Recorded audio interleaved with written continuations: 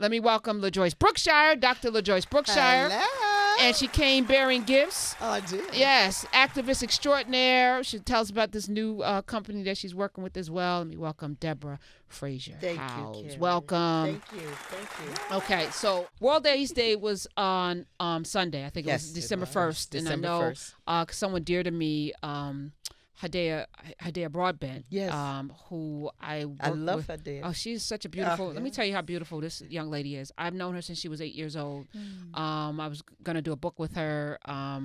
Flew out to Vegas where she lived with her mom and spent 2 weeks out there talking to her about her book. And she was like, I don't really want to do a book. And I was like, well, we contracted. we contracted to do a book. And she was like, yeah, I don't really want to do it. And I said, you know what?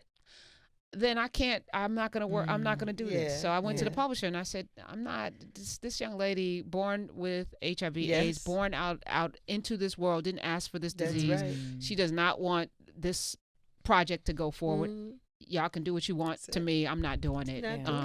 But we've kept in touch over the years, and she's remarkable. She's been a remarkable little advocate. She's something else. She wasn't supposed to live that long in the early days when she. So tell us about how she's able to be here. Yes, nearly 40.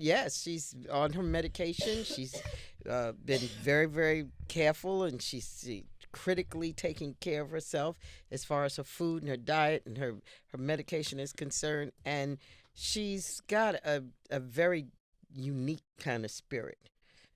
She's very giving, very loving, and she's not angry at anybody. You know, she's just like, this was the lot that I was given, so let me use it to educate people and help people out. Most people remember her as the little girl that was on television when Magic Johnson first announced that he was HIV positive in 1990, and she was the little girl that started crying because she felt that people didn't like her, didn't want to be around her, and he embraced her. It was probably one of the most dramatic moments of that whole episode of Magic declaring that he was HIV positive. And she's gone to college. She's been, she's got a wonderful life. I'm very proud of her. Wow. Doesn't mean that she doesn't have sadness. I know she's been struggling with dating because I don't know how a person dates when you're HIV positive. You have to be openly honest. Openly honest, and people have to make those decisions. I know that there's been some discussion on the show previously about PrEP, but in actuality, PrEP is the prophylactic medicine that they give to people if you are actually having sex with somebody who is a known HIV positive person. It is recommended that you take this medicine as a prophylactic to prevent, a preventive medicine. And for those individuals who are openly at risk, that makes sense. Does it make sense for everybody? No one makes you take this medicine. I mean, most of the people who are taking this medicine know that they're at risk and that they know they're doing something that they actually shouldn't be doing. So they would take the medicine in addition to using other forms of protection. Absolutely, to layer on they should top of, continue to use condoms. Yeah. But a condom is a condom. Right. You have to. It's not 100% That's sure. right. But the medication actually reduces the viral load. But people ask all the time, is this something that everybody should do? Absolutely not. Why would you? I mean, it's not a medication like a blood pressure medication. If you don't take your blood pressure medication, you may have a stroke. It's not like that. I mean, you take this medication because you know that you're at risk. So to prevent yourself, like people who are married. I mean, people who are married, one person is positive, one person is negative. You're going to be married to somebody. Look at the Johnsons. I mean, they've had children since he's announced that he's HIV positive. Was HIV positive in 1990. So you want to protect that person, that the person who is negative, and you want that person to stay negative. So the best thing to do is to keep the positive person's viral load down to undetectable states. That doesn't mean that person is still not infectious, which is why you want to still have a barrier protection. But that's a difficult conversation to have when you're a teenager, or you're a young woman dating, or thinking about getting married. What kind of conversation do you have? I mean, somebody's got to be in a very different space to be able to accept that kind of information. Well, let me thank Art. Like How to Get Away with Murder. I believe one of the characters on there is HIV positive, and he's in a relationship. I think he just got married, and it's just one of the storylines. They didn't make it into a big thing like on A Different World. Right. Right. It's just he just happens to be. It is what it is. Yeah. Right. Yeah. Right. And you know, I remember there was a show, I can't remember the show that Gabrielle Union was on, where she was Being about Mary to Jane. have Mary Jane, where she was about to have sex, and she used the over-the-counter test, the test that you can get in any drugstore in the country. And she used, you know, you saw her with the test on a tray, like she was presenting it as if it was a meal. But she wanted this man to take this test before she moved forward with him. She gets the results in 20 minutes. That was one of the smartest shows I've ever seen. That was a brilliant show. And they made it, they presented it in such a way that it wasn't so awkward, so crazy. Yeah. It actually showed you a way to get it done. That type of art can be really instructive and one, healing, because it normalizes things. You know, we talk a lot about how if you have a child and you want to give them books that look like them, they don't all have to talk about, and Rosa Parks sat down and fought for her blackness. Sometimes you just want to be a little black girl who goes to the ballet store. You know? So having that type of normalization of this type of process. Yes. And I was thinking, I had recently heard that one of the fastest growing segments of the population that are contracting HIV/AIDS are seniors, because they have been so far removed from the dating scene when they may re-enter as a result of a partner passing or just relationships transitioning. It's very difficult for them to have these conversations. Some of the other reasons of Viagra. Let's be real. Because after a while, you know, it just goes limp, and it's okay. Yeah.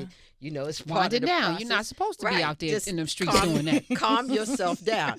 Meditate. But with Viagra now, you know, it's one of the. You know, I talk to a lot of seniors, older women. I'm 67. I'll be 70 soon.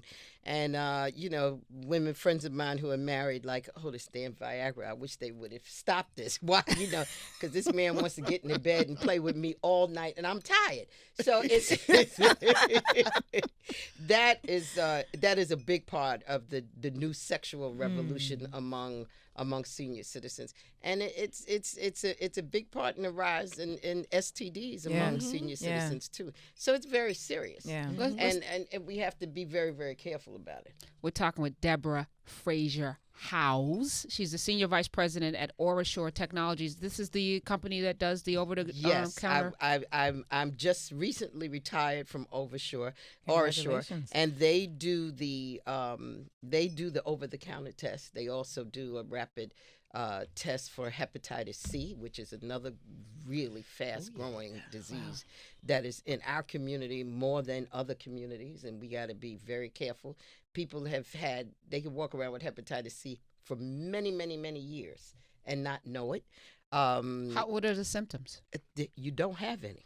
Oh. You don't what have does it any do? until It attacks your liver? It attacks your liver, and then it kills you. It's a long. So you're not turning yellow. You don't have jaundice. Not for a very long stages. time. It could be for 15, 20 years. Wow. I mean, all baby boomers, people born between 1945 and 1965.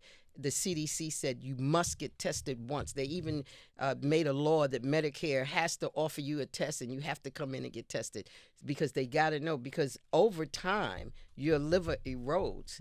I know. I remember going to the doctor once, and you know, my liver enzymes. Your liver enzymes go up and down, you know, regularly. And my doctor, who is an African American female doctor who sees probably some very prestigious black people in the community.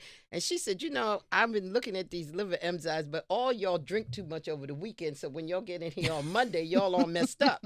She said, but then I kept looking at it saying something is wrong. And what she discovered was that when she started testing us, this group, this cohort of black professionals, that she found out that a lot of us was infected with hepatitis C and didn't know it. So it's contagious. Yes. Sexually transmitted. Sexually transmitted, very contagious, lives outside the body longer than HIV and AIDS. Wow. Come on. What? Problems. Yes. All right. 866-801-8255. 866-801-TALK. It's Wellness Wednesday. We got a doctor in the house, and we have another doctor in the house. I'm going to call you a doctor. Dr. House. Dr. House. And we got a lawyer. 2 doctors, a lawyer, and an Indian chief. We're here. We're here for your calls. I've known LaJoyce for a long time. And, you know, knowing her and not knowing her story and then discovering her story, which you can all read in Faith Under Fire, Betrayed by a Thing Called Love. Yep, where she tells about marrying a man, love of her life, who was infected with AIDS and did not tell her. I don't know if that's anyone out there listening, but the betrayal of that, which could have put your life, or did put your life in jeopardy. Yeah, definitely. I don't even know how someone navigates that to come back and to trust again, but you have. So shout out to Gus. Yes. Gus. All right, Mr. Gus. Yes. But you know, for people who might be in a relationship like you were in, LaJoyce, what advice do you give them? First of all, I had a Debra Fraser-Howze. She held my hand from the first day to the last in that situation. She really did. My big sister. And everyone does not have someone that they can talk to rely on, who's in the struggle. I had that. And it made all of the difference in the world for me. For the people who don't, I would say that they should find themselves someone they can trust implicitly, because you are sharing great deals of intimacy. How you bounce back, especially in my case when you're negative, hallelujah. Hallelujah. Indeed. When you're negative, I'm God's girl, and I know that, and I'm not confused. But I also had a rock solid immune system, and I still do. And I say it all the time. You listen to my show. I'm talking about it all the time. But this is the reason why. Because when you come up against something that you have no idea what you're up against, you need to be solid health-wise. I always say a survival of the fittest out here. And we need to be in tip-top condition so that we can fight any virus, the AIDS virus. A virus is a virus. Cold is a virus. The avian flu, the bird flu, without getting shots, without getting stuff, just on our own, because our body can and will care for us. Or it should. Well, I want to add, though, that, you know, I don't think that anybody was more physically fit than Magic Johnson. True. When he got HIV. So HIV is an indiscriminate. It's indiscriminate. It's an insidious virus. Yeah. It replicates itself. So she just got lucky. She got lucky. She because got you lucky. were having unprotected sex with your husband. With a straight face. Yes. Okay. Well, we don't need to know all the details. But, no, I didn't. But it's all right. But I mean, I think Deborah's making a point. You know, like I got the chicken pox over the Christmas holiday, which I'm still mad about. By the way, I'm still angry about. But because I am in pretty good shape immune-wise, it didn't put me on my ass. I didn't have the fevers and the chills that people say, because adults are supposed to be out of here with that. And I wasn't. It was just the itchy stuff. Yeah. And it didn't last but a couple of days, and then I was back. Herpes simplex virus. Thank you. I had a herpes. Yes. All right. Appreciate that. No, it's herpes simplex. We all have it in our bodies, and if you've ever had chickenpox, and almost all of us have, we have it. You know, we have the virus, and the virus can rear its head back up, you know, without any additional exposure at any time. And that does speak a lot to your Wait, immunity. so no one gave it to me? No, nobody had to give it to you. It could have been. So I got to apologize to somebody because I accused somebody. Somebody gave it. I'm raising my hand. You had to have been exposed at a point when somebody was a carrier. When your immune system was at a low. The same thing for Magic. But you also had the virus. She also had the virus in the system. But the flare-up of it was triggered by that But exposure. I never had chickenpox before. Yes. You never had Never it. had them. This is what I'm saying. That Never had them. So then no, you she were didn't. exposed. So she was exposed. Yeah, I know who it was. But, okay. See, but you know what? But that speaks a lot to your immune system and where you were and are, because at your age you have never contracted chickenpox. Same with my daughter Brooke. I have taken her to people's homes whose children have chickenpox, and she has not contracted the chickenpox, and I want her to have them. Okay. Why do you want her to have them?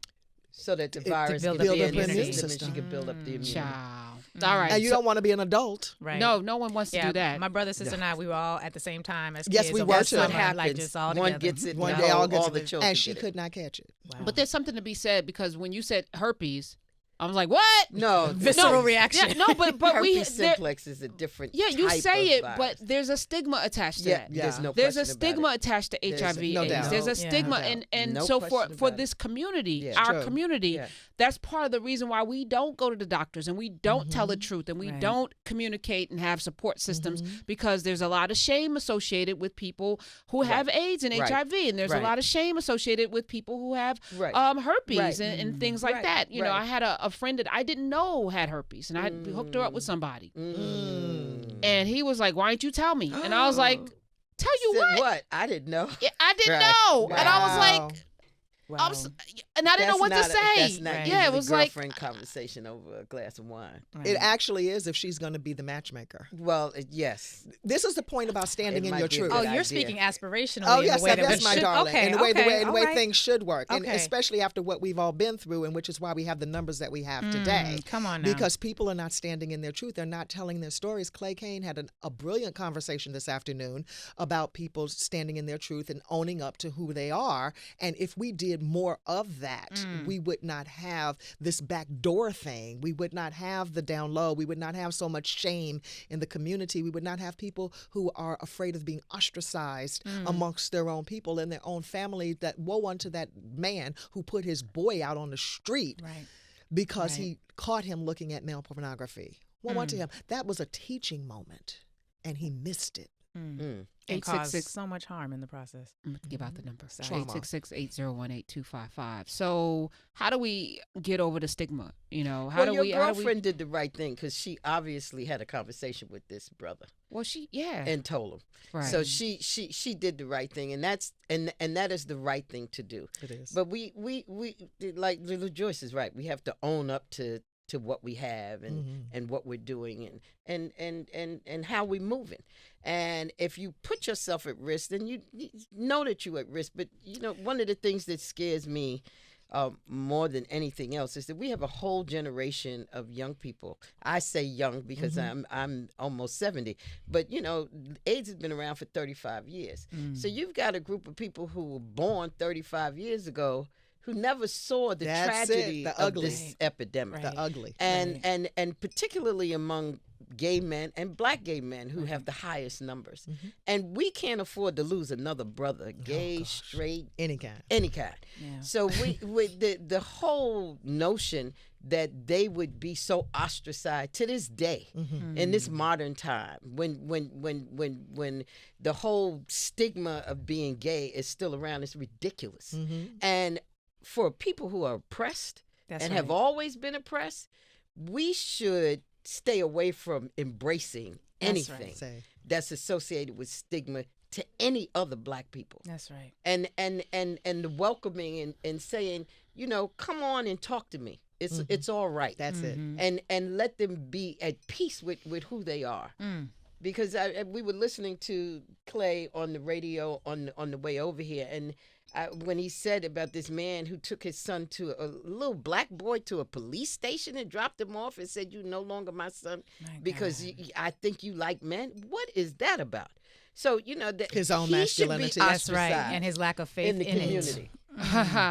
We're talking. Debra Fraser-Howze is here. Of course, LaJoyce Brookshire, Ask the Good Doc. You can follow her there, askthegooddoctor.org. You can follow her there as well. What are the numbers? What are the current numbers? Because, you know, they change, they shift, and then there was a minute when it was down, and now it's back up. What are the actual numbers? Well, black people account for like 43% of all HIV diagnoses, and we are 13% of the population.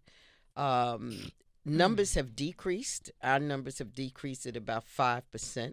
But among gay and bisexual men, the population has exploded. They're at about 66% of all new diagnoses, gay and bisexuals, and 82% of them are among men, just men.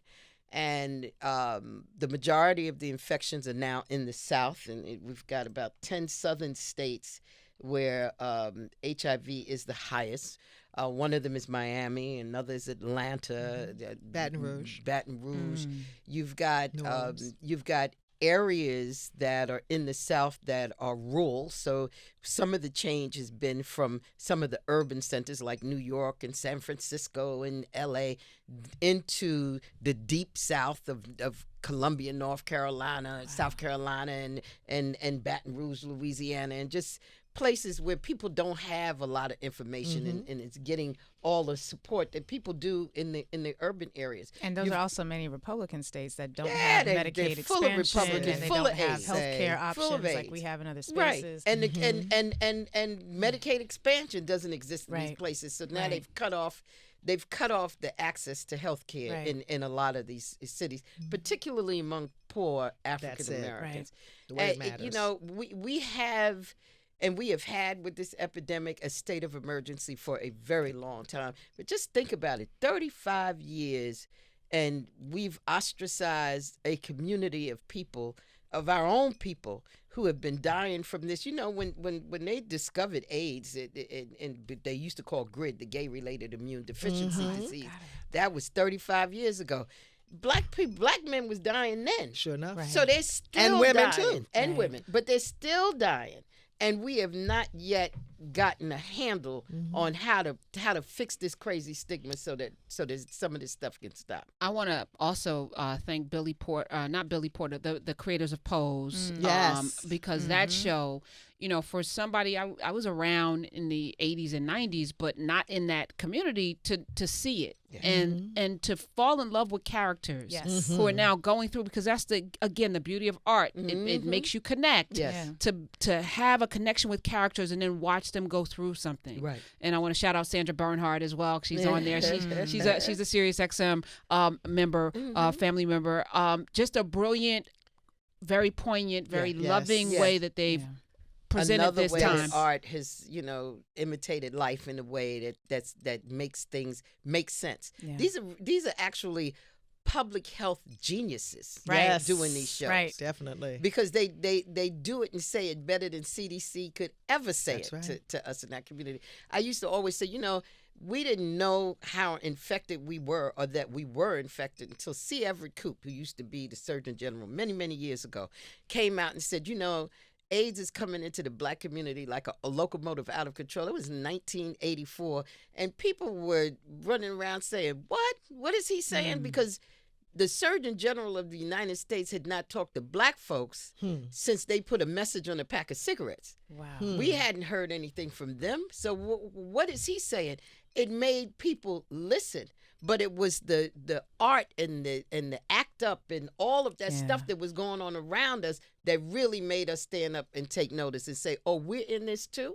We had no idea. And those deaths were ugly, though. Oh, Those Yes. deaths were scary and ugly and horrific. And now with the medications, people are living longer, as you just Living mentioned, longer. and looking healthy. Magic Johnson looks Exactly. like, Magic. Oh, my so gosh. he's the prototype for like, well, if Exactly. that's the way AIDS looks, then that's not such a bad disease. So Wow. people are engaging in behavior because, hey, I could live like Magic. Like you always Magic say, it's will a be false the- narrative. Magic would be the first one to Yeah. tell you, I take my medicine Every every day. day. There's some days I can't get out of bed. I get sick sometimes. But we never see that. Right. No, you And never. he's got you amazing never health see it. care. Oh, And No one has amazing. access to what Exactly. Magic has. no one Exactly. has access to what Yeah. he has, and again, his immune system and his body. He's he's a gladiator. Adonis. So I mean, have you ever really met Magic and let him hug you? It's just amazing. You I just have have to not been so shrink blessed. and go, oh my God. I mean, he's got the biggest hands in the world. He's a huge man and loving and sweet and very caring. But he's not sort Typical. of the typical Right. normal human being. He Right. really was blessed with some other kind of juice that God didn't give all the rest of Do us. you think it would be helpful for the rest of us those of us who may see him and say, oh, I don't need to pay as much attention to my own health because that is what I can aspire to if I'm living with this disease? Do you think it would be helpful for us to see those days? Not that anyone should Yes. expose themselves Yes. publicly out of any demand, but would it be helpful for us to see Magic when he's not at his best? I don't know if it would be more helpful for us to see Magic when he's not at his best. as it is helpful that Magic has taken it upon himself to go to communities all over the country and speak about the reality of what's going on and actually sit there. I've gone with him to black churches all over the South, and I've watched him sit there and answer some really intimate personal questions that I would never allow anybody to ask me. And he's honest. And he talks to people. People come up to him at the end and say, I think I'm positive. He always has a testing van or site around so people could get tested. Magic is phenomenal. But I think that a picture is worth 1,000 words, in addition to what she's saying, because there's only one Magic and there's only one of him to go around church to church. But when we have a visual, like remember that Scared Straight, that egg, this is your brain on drugs? Yeah. And how that stayed and it resonated with us. I do a program called What You Don't Know About HIV Can Kill You. And it's a pictorial. My infectious disease doctor friends have given me some photographs that would make you run out of the room. And when these children or adults see these pictures, they think twice about their behavior.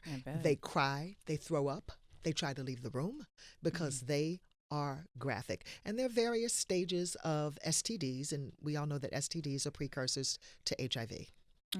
866-801-8255. We have Ask the Good Doctor, LaJoyce Brookshire in the building, and Debra Fraser-Howze, and of course, Lurie Favors. So, Debra, how did you come to this work? Why are you doing this? I was actually at the Urban League in 1983, 84, and I was a teenage mother. I had 2 children before I was 17 years old.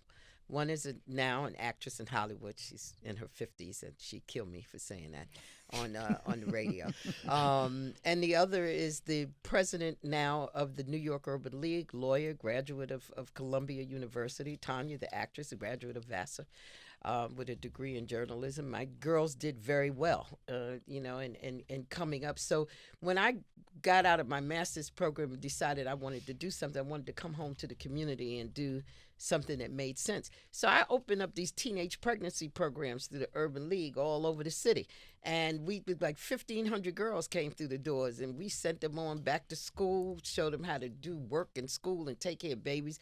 I had senior citizens come in. I paid them to be surrogate grandmothers to some of these girls, and they took them to the baby's doctor's appointment, showed them how to put a little piece of brown paper on the top of their head to stop from the hiccups. I mean, all those things that we knew because we had that integrated family, and they had lost that because of the crack epidemic. A lot of the families had fallen apart.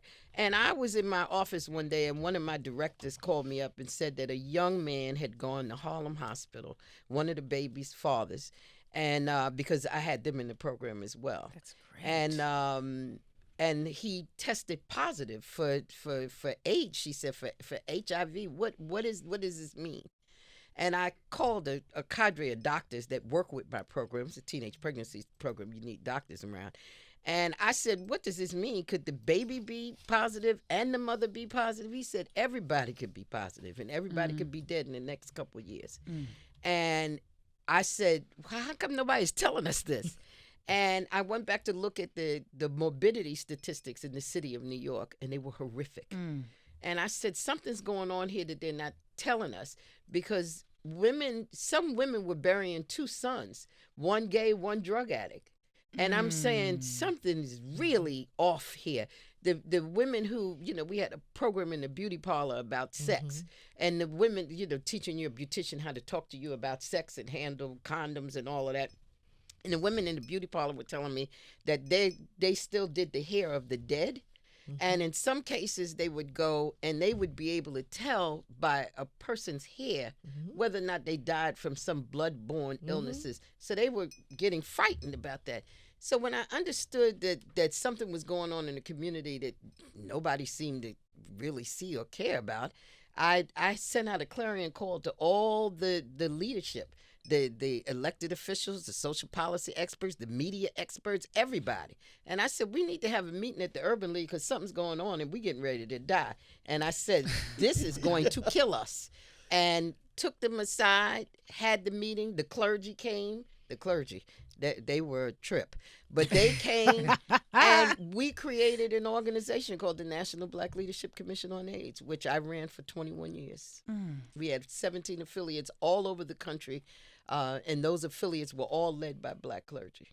Because when you got an issue, I mean, you got to go back to where you come from. Right. And where you come from is a council of elders. When there was a problem in the village, the elders had to get together and try to figure out a solution to the problem. I don't know why we moved away from that. We need a council right now around all this political craziness that's going on. We need to come together, make a decision who we want to be president, and make that person president. This is an assault on our brains. It's not good. I just need to put everything you just said on loop. It just made me feel so much joy inside. Everything. Well, that's the goal. I mean, we're creating spaces where we're going to do that, right? Yeah. And we have to. We are. Yeah. Yeah. Have you, during that period, that 21-year period, did you lose someone that kind of like just told you that this problem, if we don't do something, is there somebody that in particular? I lost about 100 people. So one in particular people who that were just. I had a cousin that died, and my aunt who came to me. I went to the funeral. CB, he told me that he was positive. He's a professor at a university, and I went to the funeral. And when I got there, my aunt stopped me at the door, and she said, "Do not come in here, because everybody knows who you are. And do not mention AIDS if you go to the repast, because I don't want that conversation in this place." And I looked at her like she had 3 heads. I said, "You think that all these gay men sitting up in here don't know that CB died from AIDS? I'm coming in here trying to get all of them to get tested. What are you telling me? You really do believe that you have such stigma?" And then I asked her, it's not hate in your heart? Because I've seen mothers walk away from their children for fear, in some cases, of catching the disease, but they just decided that it was just too much for them and they was going to walk away and leave. But yet I've seen some mothers go in and take care of other people's children, in this. I think that the biggest thing that I saw that hit me the most in those 21 years is one of the kids who was in one of these programs that Harlem Dowling, in fact, for where they had children who were, for lack of a better term, orphaned. And I went to the funeral of a child's mother. He was 6 years old. And when I got to the funeral parlor, the person that brought him was in another room, and I got there and saw him sitting in the funeral parlor by himself with his mother in the casket. And I said, that's it. It hit me. The mothers are going, the fathers are going, and the babies are left with what? That's right. And that, I think, was the most gut-wrenching thing that I'd ever been a part of. So that was probably the most poignant thing that I've seen in the AIDS epidemic. I mean, we've lost some warriors, people that I desperately loved. I mean, people who were real champions, people who were champions for our community. We've also had people in the gay community. I remember when I was helping to write this piece of legislation called the Minority HIV/AIDS Initiative that put money in the black community that didn't exist before. And I remember the black gay men coming to me, they were helping with the writing of the legislation. And finally, as a collective saying, you know what, we'll give up talking about gay people just so that the women and children and the other people in the community can be protected. And you had to say to yourself, wow. Yeah. They get it. Yes, they do. We don't.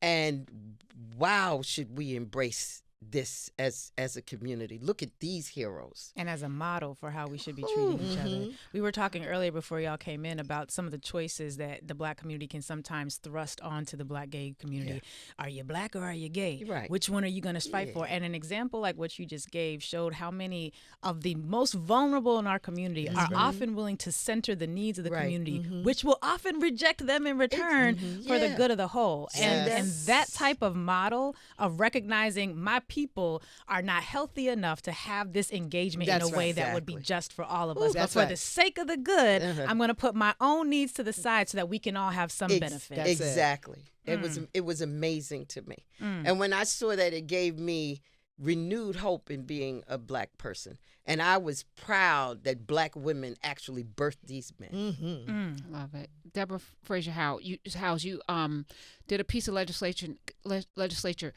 How did you do that? Can you walk us through how that happens? We called together 180 of the biggest and baddest Black clergy in America, because this was in 2008, and we was sort of sick and tired of just playing with this thing around the edges.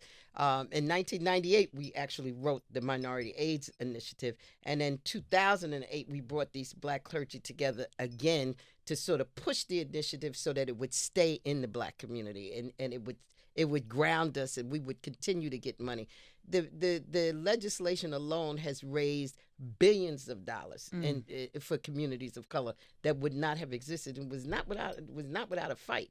We said that part of the legislation was written in the beauty parlor. I was trying to get my hair done. I love it. And sat down in the beauty parlor with some of the AIDS activists and started writing. There's a brother named Ernest Hopkins with the San Francisco AIDS Foundation. Ernest was leading the charge among the Black gay men, and was one of the first to say, I'll give up some of this so that, for the collective good.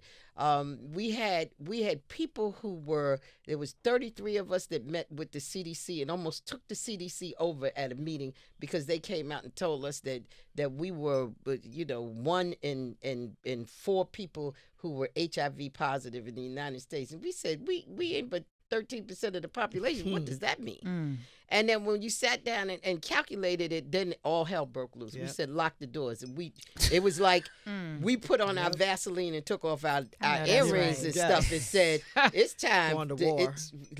It's going to go down. Yeah. And we called on the administration, and actually Clinton was president at the time. We called on Clinton. We took the building over. We were very, very serious. And we had the skill set, which was amazing. We had the skill set right in the room. We said, they came back and says, well, we can't give you no more money. It would have to come through legislation. They said, give me a pen. You got pens, we got pens. And started writing this legislation, gave it to them exactly like it was supposed to be done, for it to be dropped in the legislative bucket. And they had no choice but to drop it in. So there are other groups that write legislation and give it right to the lawmakers. That's how it's done. Right. Why in the white community, that's how it's done. Why are we doing that more frequently? That's exactly how it's done. They write the legislation. All these groups, MAD, Mothers Against Drunk Driving, they don't wait for somebody. They don't wait for some legislator to come up with it over. Right. They come in and hand it to them and say. So listen. Yes. So remember how we talked before, how people would say, well, what did Barack Obama do for the Black community? And then we say, well, other groups had an agenda. This group had an agenda. They had issues. Your stuff? Where's our agenda? Yeah. We said, what is your agenda for us? They say, here is our agenda you must enact, because that is the only reason that we put you in that position in the first place. And Barack, President Obama had said more than one time, make me do it. That's right. Because he has to, in this structure, that's how it works. Because that's how it works. It doesn't work the other way. There's so much power in this room. Oh my God. All right, let's take a call before we go to break. Jessica in New York's been holding on for a while. I want to get her in. Hey, Jessica, welcome. Oh my goodness. Hi, Karen. Good evening. How are you guys? Hi. I'm so excited. I'm a first-time caller. Yes, I'm so excited. Forgive me, I'm a little bit nervous, but yeah, I just want to kind of reiterate what you guys were saying about the AIDS being a huge epidemic, especially in the Black community. I think a lot of that has to do, with the stigma and with the being homosexual and being Black. It's like once you're Black and you admit that you're gay, it's like boom, there's a stigma, and then to come out and admit openly that you have AIDS, it's another stigma. And I think how we can help each other is bring more awareness. It shouldn't be like, oh my God, I'm sorry, I'm nervous. I'm sorry. No, go ahead, baby.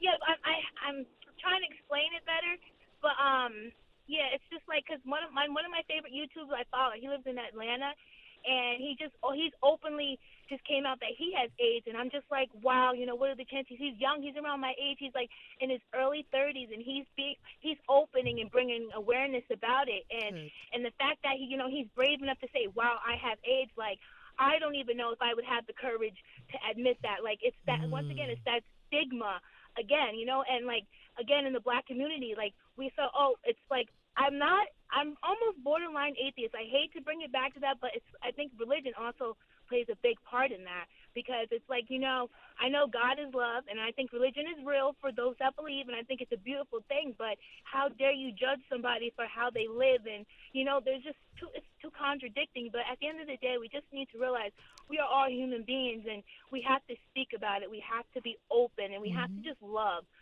at the end of the day. We are all humans, especially our Black people. It's so sad how our Black men are so quick to put us Black women down. We have to uplift each other, because I'm at this point where I'm just pro-female, where I'm done with being pro-Black, because it's sad we're the first to attack our own community. That's what baffles my mind. We already have, racism going on. Then we have colorism going on. It's just like, what more can we throw at each other before, like, how can we unite when we're tearing each other apart?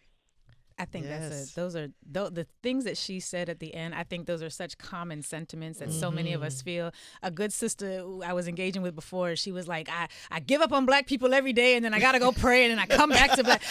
And, come back to Black. Shout out, sis. You know who you are. I love you. But I think that for me goes back to the Harriet Tubman love, right? We don't blame a person who doesn't have legs for being crippled. We create a ramp. We give them a wheelchair. We give them crutches. We give them the support that they need to continue on in their purpose. For our people, I think it really does require us to bend over backwards to tap into that Harriet Tubman love. And for me, that means knowing what my ancestors did, the sacrifices that they made, and what drove them, because I need their example of grace so that I can extend that to the people around me, who, if they are harming me and other Black people, are probably doing it because they themselves were harmed. Exactly. Oh, absolutely. Exactly. A lot of people want to talk, so let's get them in. Karen in D.C., thank you for calling. Welcome to the Karen Hunter Show. Hi, thank you guys so much for having me. Just wanted to quickly, while y'all talking about this subject, I was diagnosed with HIV 6 years ago coming up. And I just want to talk about how stigma can just be stifling, just not only to our psyche, but physical health. When I found out, the nurse kind of put me in a position. I went to the emergency room, didn't know what was wrong, found out I had pneumonia. They say, you know what, you're kind of young and you're really sick. Let's give you a test. They gave me a test that came back positive. So as this is happening, I'm in an emergency room. My family comes, and the nurse put me in a position where I was then forced to tell my mom. Oh, no. Right then and there, before I even had an opportunity to process what was happening myself and how my life would change, I had to then tell my mom. So that was one situation. But as I started to cope over the years and, like, having to take medication, there's been times where the person taking my blood work would yell out which blood test I needed in a room full of people, and I left. And I needed that blood work because I need to get my medication, but I'll skip my medication for 3 days because I can no longer go to this phlebotomist because now everyone there knows my condition. Oh, so my goodness. that is a piece where, like, I struggle with psychologically, like, you know what, I'm not ready to be the face of it just yet. If I'll ever be. I don't know if I'll ever be at that point. But right now, I just want to go get my medicine. Yeah, baby. You don't have to be the face of AIDS, but you have to stand. I mean, and that's easier said than done. In the midst of a storm, you have to stand. And you have to stand, and you have to let them do your blood work, and you have to let them give you your medicine. And walk out of there with the understanding that you stood for your life. And that you will not let anybody take or compromise your life for any prejudice that they may have, because that's on them. That's not on you. You must take your medicine. You must get the health care that you need, and you must do it and defy everybody that tries to stop you or prevent you in any way. I know it doesn't feel good, but God says that sometimes you just have to stand. And it's the health care you deserve. And and good for you for choosing life, sweetie. I feel like it's not her, as you said, it's Not not her her responsibility responsibility. to be the face. I do feel like it is the responsibility for those of us who don't have to bear the burden of that stigma to make it so that she does To not be have gracious. to. That's correct. Who is raising? I mean, That's the ridiculous. Healthcare professionals. I would say write a letter too. Oh yeah, because that's a But the HIPAA damage is violation. done. HIPAA Though. The violation. damage is The done. damage is Yes, done. and because But- the damage has been done, but she should writing write a letter, she can write a letter She because should it'll write a stop letter. it from happening to somebody Next else. person. She had the strength to tell us. Yeah.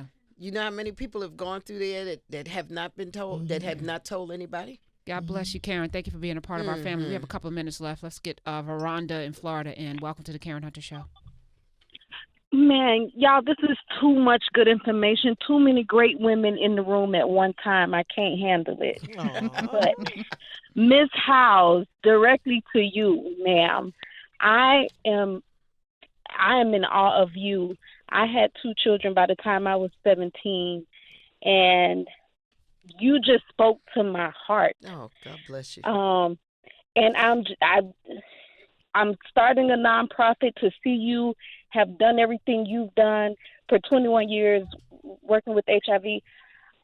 Now you just made me feel like I can put the next foot forward and keep going in what I'm doing.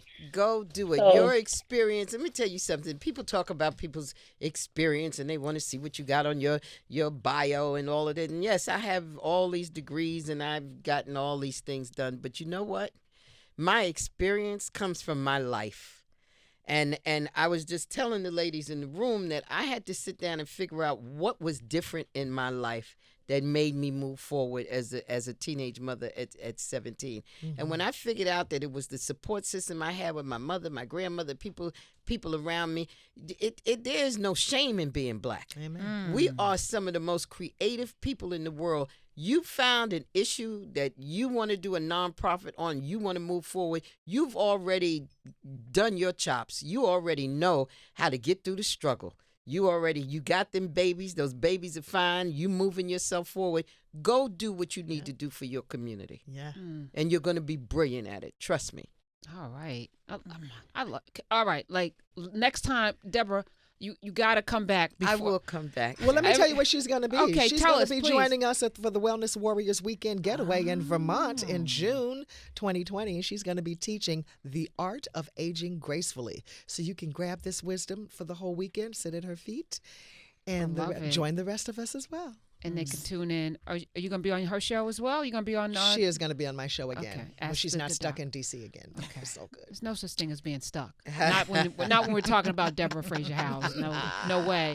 You're a national treasure, Yes. ma'am. Thank Appreciate you. And bless you at the energy that I feel in a room with all of these beautiful black women. It's just, it makes me feel good to be old. You are not old.